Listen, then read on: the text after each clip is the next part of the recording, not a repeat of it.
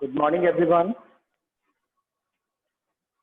Hope you all are good, safe, and healthy at your home. बेटा हम कर रहे थे क्लास 11th में chapter number 3 theory of demand. Theory of demand में लास्ट कॉन्सेप्ट जो हमने करा था वो था हमारा बेटा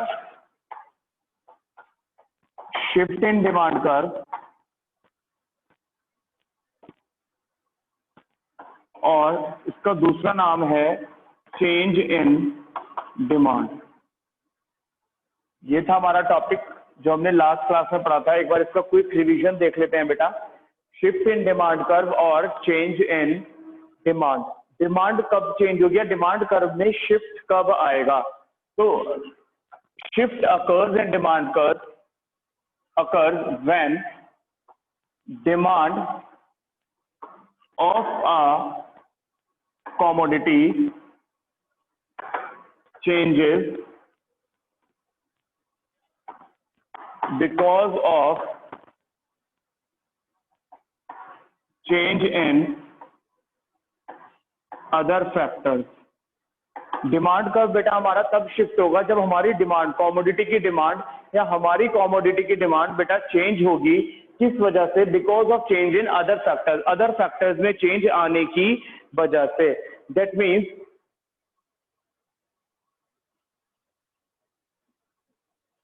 price of the commodity changes in price remains constant. Price of the commodity remains constant। तो डिमांड कर्व हमारा शिफ्ट होगा या डिमांड में जब चेंज आएगा अदर फैक्टर्स की वजह से बेटा, तो उसे हम कहेंगे चेंज इन डिमांड। डिमांड में चेंज आना या डिमांड का चेंज होना, या फिर शिफ्ट इन डिमांड कर्व की डिमांड कर्व में जब शिफ्ट होगा। एक हमने पढ़ा था बेटा मूवमेंट। मूवमेंट होता था प्राइस में चेंज आने की वजह से। शिफ्ट होता है बेटा अदर फैक्टर्स में चेंज आने की वजह से। जब अदर फैक्टर्स में चेंज आ रहा है तो प्राइस क्या रहेगी? प्राइस कैसे रहेंगे हमारे? सेम रहेंगे। Price remains constant. प्राइस हमारे कांस्टेंट रहेंगे। Third one is it may B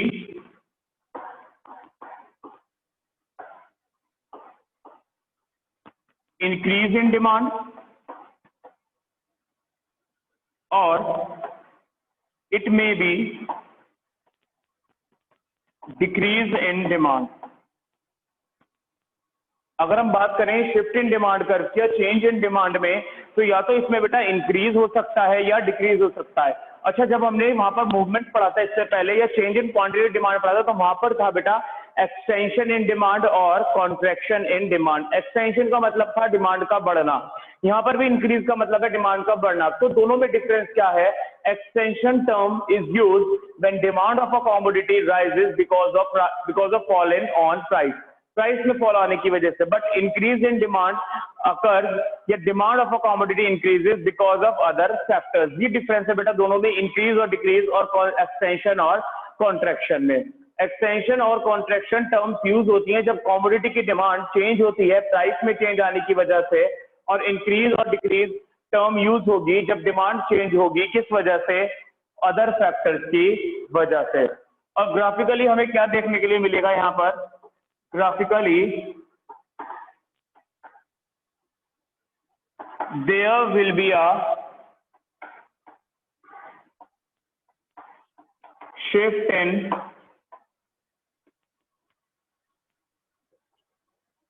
demand curve. Graphically there will be a shift in demand curve. अगर हम ग्राफिकली देखेंगे तो डिमांड कर्व में क्या होगा बेटा? शिफ्ट शो होगा।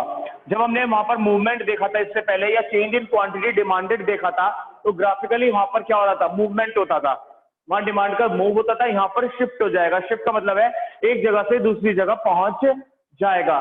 तो this is the concept of shift in demand curve और चेंज इन डिमांड। ये सारा भी बेटा हमने लास्ट क्लास में पढ़ लिया था। तो शिफ्ट इन डिमांड, डिमांड में शिफ्ट अराइज होगा because of change in other factors. अगर अदर फैक्टर्स चेंज होंगे that means price of the commodity remains constant. इसका मतलब कमोडिटी के खुद के प्राइस कांस्टेंट रहेंगे। क्या क्या हो सकता है? Increase in demand, demand increase हो सकती है, decrease in demand, demand decrease हो सकती है, और अगर ग्राफिकली देखेंगे तो graphically there will be a shift in demand curve, demand curve में हमें शिफ्ट शो होगा। That's the concept which we have already explained or already learned in the previous class. इसी में बेटा अब हम देखेंगे इंक्रीज इन डिमांड और decrease in demand. What is increase in demand and what is decrease in demand. तो इसी के सब टॉपिक है बेटा हमारे इंक्रीज इन डिमांड और डिक्रीज इन डिमांड।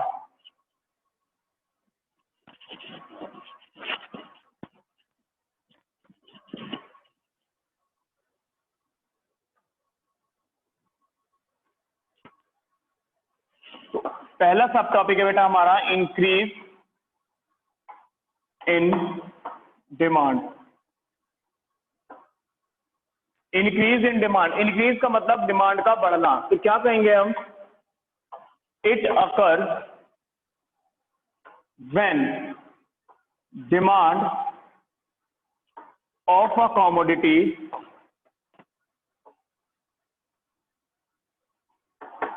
इंक्रीजेज। जब डिमांड किसी भी कमोडिटी की इंक्रीज होगी, किस वजह से होगी? अदर फैक्टर्स की वजह से।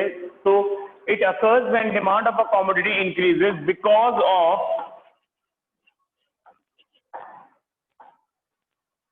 फेवरेबल चेंज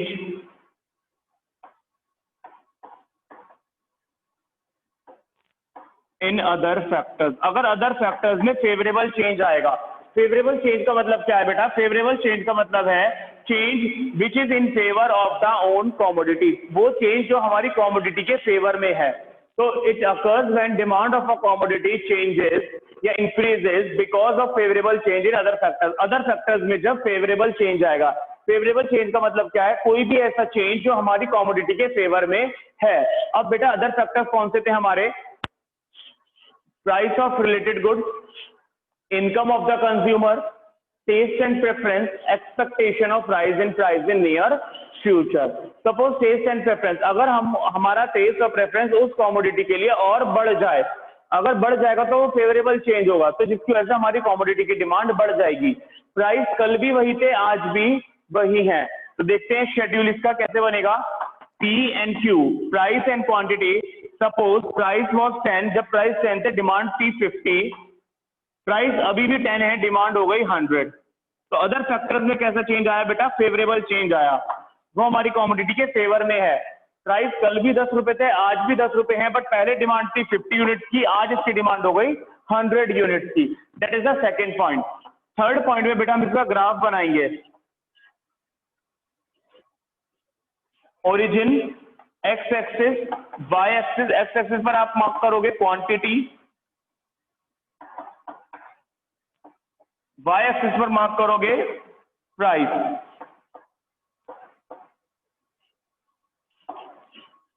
प्राइस हमारे 10 है, तो somewhere I mark it on the mid, मैंने कहीं मिड में मार्क कर लिया ऐसा ही। क्वांटिटी मेरी 50 है एंड देन 100, तो 50 और 100।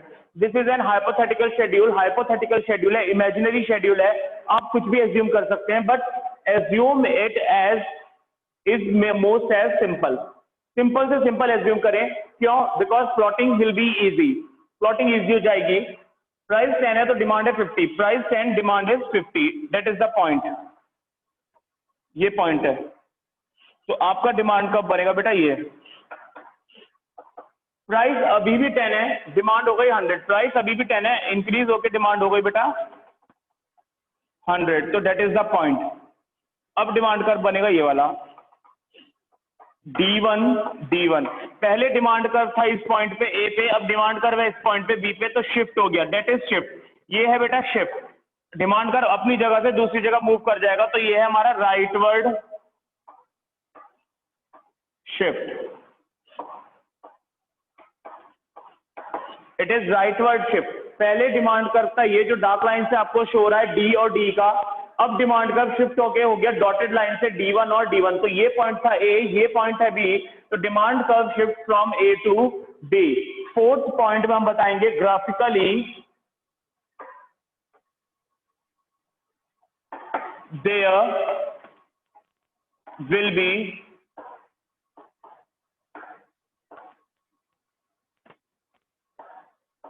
rightward shift along the demand curve। जब ग्राफिकली हमने इंक्रीज इन डिमांड का शेड्यूल प्लॉट किया तो हमें दिखाई दिया कि जो हमारा डिमांड कर्व है वो किस तरफ शिफ्ट हो गया बेटा, राइट की तरफ शिफ्ट हो गया। तो it is the concept of increase in demand. Increase का मतलब बढ़ना, टर्म यूज कर रहे हैं बढ़ना, इंक्रीज कब, because of other factor. Other factors में कैसा चेंज आएगा, फेवरेबल। फेवरेबल का मतलब है वो चेंज हमारी कॉमोडिटी के फेवर में होगा, हमारी कॉमोडिटी को प्रेफर करने वाला होगा। शेड्यूल बनाया, प्राइस 10 थे, डिमांड थी 50, अभी भी प्राइस 10 है, डिमांड हो गई 100। ग्राफिकली प्लॉट किया, प्राइस 10 पे डिमांड थी 50 तो मुझे पॉइंट मिला ए, प्राइस 10 पर डिमांड थी 100, मुझे पॉइंट मिला बी। तो दो डिमांड कर्व बन गए, एक हो गया डी, एक हो गया D1 और D1। तो ग्राफिकली मुझे देखने के लिए मिला कि डिमांड कर्व जो है मेरा वो राइटवर्ड शिफ्ट हो गया। Demand curve shift towards rightward from A to B. Fourth point में हमने बता दिया, graphically there will be rightward shift along the demand curve. Graphically मुझे क्या देखने के लिए मिल रहा है, rightward shift along the demand curve. तो बस बेटा हमें यही ध्यान रखना है कि शिफ्ट क्यों होता है, शिफ्ट अदर फैक्टर्स की वजह से होता है। और अदर फैक्टर्स हमें पता है कौन से हैं, अदर फैक्टर्स होते हैं हमारे PR price of related good, Y income, T taste and preference, E expectation of rise in price in near future, N number of buyers, S season and weather, D distribution of income। तो ये है हमारे market demand के और ये हमारे individual. Main हम individual को ही ध्यान में रखते हैं क्योंकि मार्केट डिमांड ज्यादा नहीं पूछा जाता। इंडिविजुअल डिमांड के अदर फैक्टर्स को ही हम अदर फैक्टर्स मानेंगे। ये चार्ट अदर फैक्टर्स हमारे मेन हैं।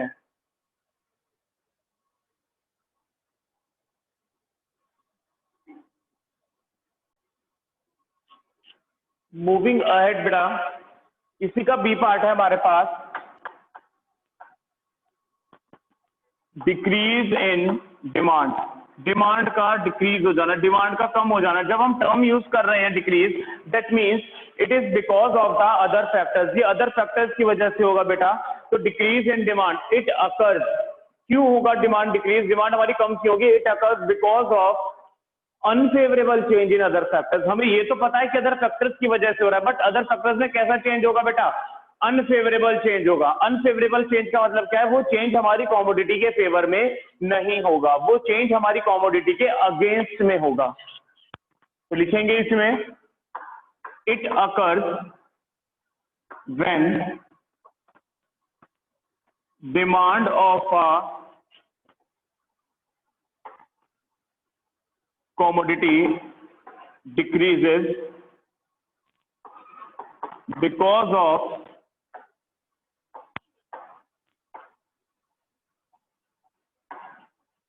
unfavorable change in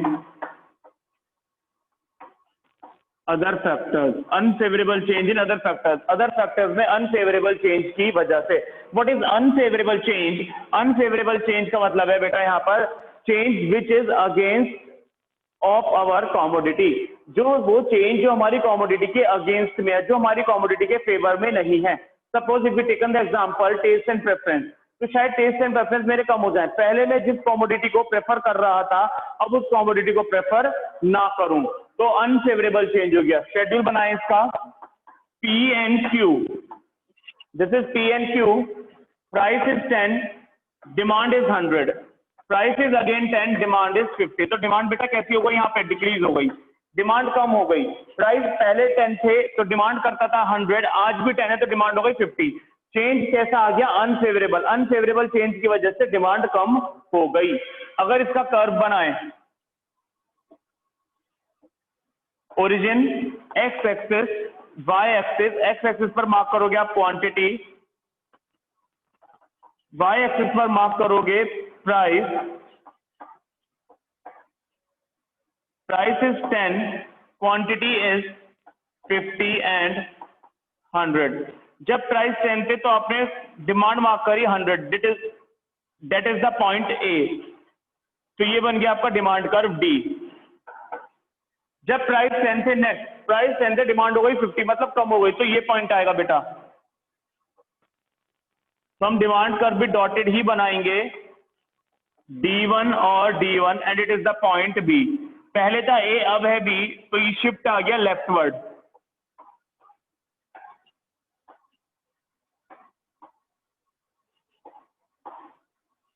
leftward shift कैसे शिफ्ट हो गया? लेफ्ट की तरफ। डिमांड कर्व पहले था ये वाला, अब शिफ्ट होकर B पर पहुंच गया, तो लेफ्टवर्ड शिफ्ट। फोर्थ पॉइंट लिखेंगे इसमें हम, graphically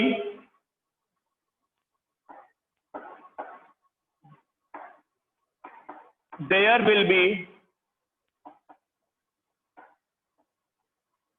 leftward shift along the demand curve, या ये कह सकते हैं the demand curve shift left.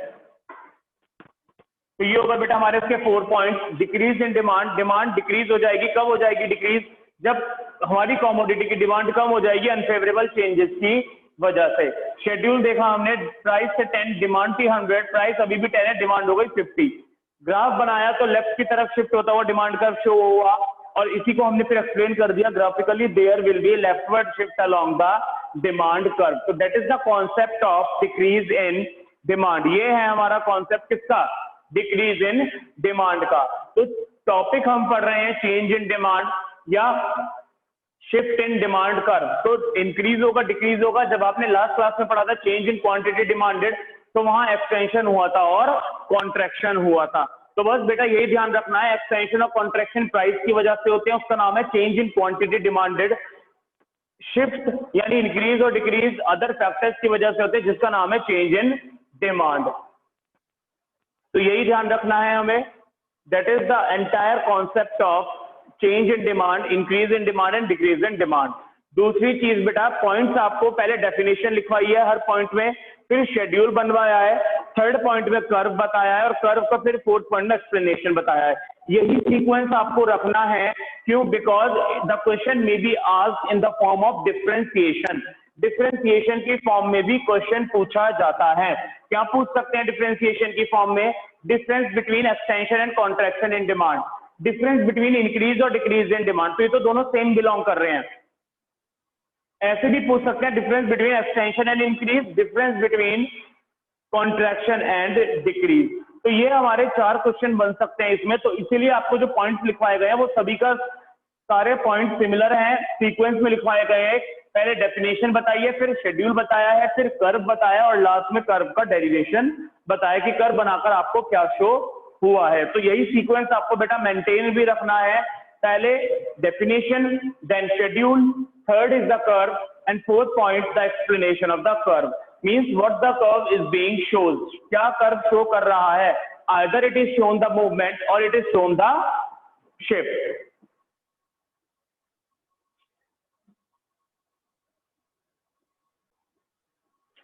Moving ahead, students, our next topic is reasons or causes of leftward shift of demand curve.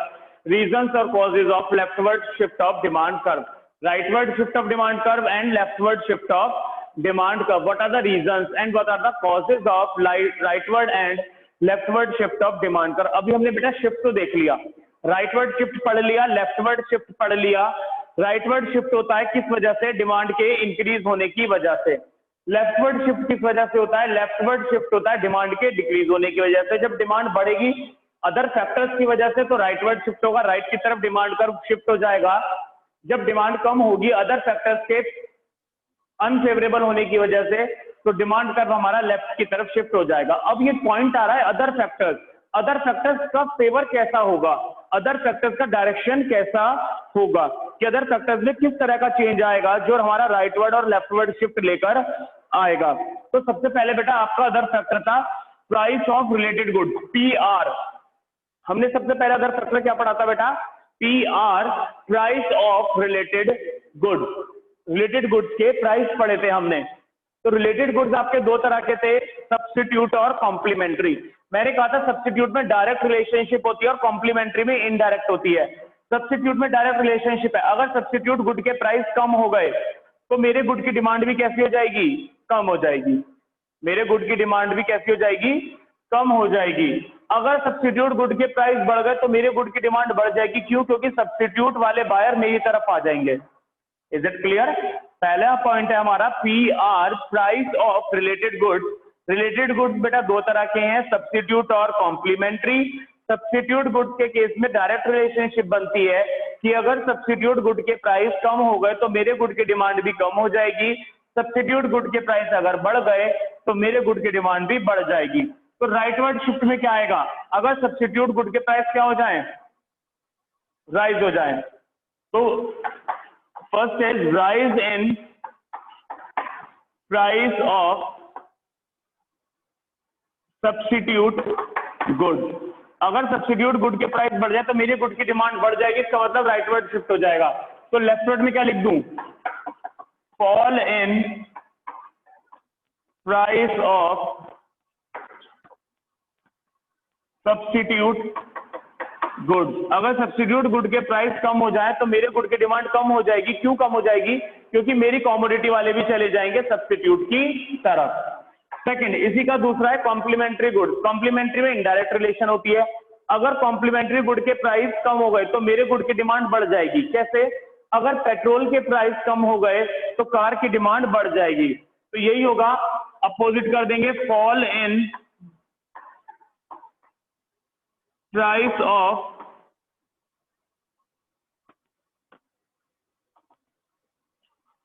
Complementary good. अगर complementary goods के price कैसे हो जाए बेटा, फॉल हो जाए, कम हो जाए, तो लेफ्टवर्ड शिफ्ट में क्या होगा, rise in price of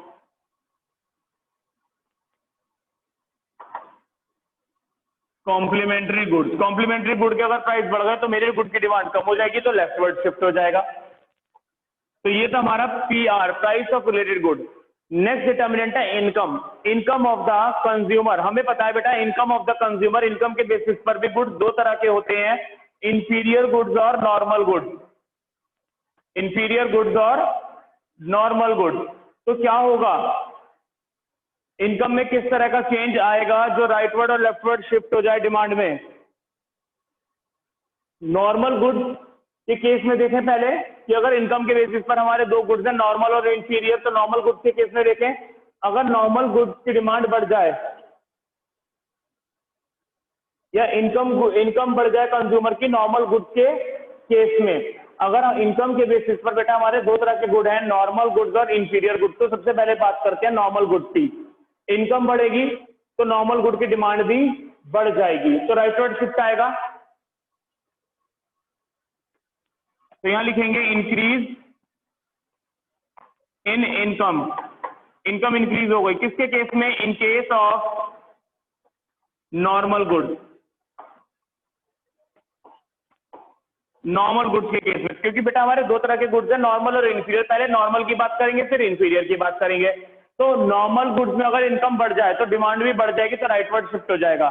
normal goods के केस में ही अगर इनकम कम हो जाए तो डिमांड भी कैसी हो जाएगी, कम हो जाएगी, और लेफ्टवर्ड शिफ्ट हो जाएगा। तो डिक्रीज इन इनकम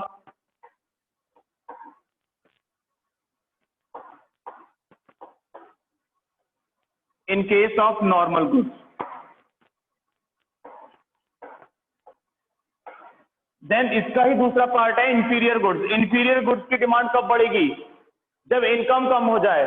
तो decrease in income, decrease in income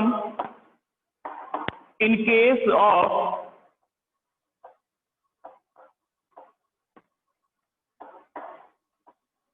inferior good. Inferior goods के केस में अगर इनकम कम हो जाएगी तो डिमांड बढ़ जाएगी और राइटवर्ड शिफ्ट हो जाएगा।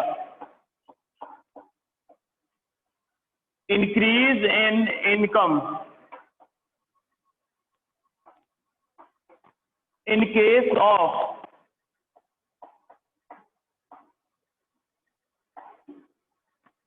Inferior goods. इंफीरियर गुड्स के केस में अगर इनकम बढ़ जाएगी तो इन गुड्स की डिमांड कम हो जाएगी, डिमांड कम हो जाएगी तो शिफ्ट लेफ्टवर्ड हो जाएगा।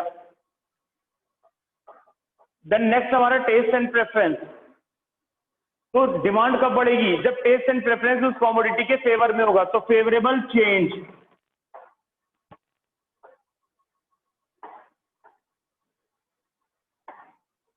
Favourable change in taste and preference. यहां पर क्या हो जाएगा, डिमांड कब कम होगी, अनफेवरेबल चेंज। अनफेवरेबल चेंज का मतलब है जब हम उसे प्रेफर ही नहीं करेंगे। Unfavourable change in taste and preference. Last बचा है बेटा हमारा expectation of change in price in near future. Near future में हम क्या एक्सपेक्ट कर रहे हैं, अगर मैं ये एक्सपेक्ट करूं नियर फ्यूचर में प्राइस बढ़ जाएंगे उस कमोडिटी के, तो करंट पीरियड की बेटा डिमांड बढ़ जाएगी। That is direct relationship. तो लिखेंगे expectation of rise in price in near future. Expectation of rise in price in near future. Near future अगर मैं ये एक्सपेक्ट करूं प्राइस बढ़ जाएंगे तो आज की डिमांड बढ़ जाएगी। डिमांड बढ़ेगी तो राइटवर्ड शिफ्ट हो जाएगा। इधर क्या लिख दूं, expectation of fall in price in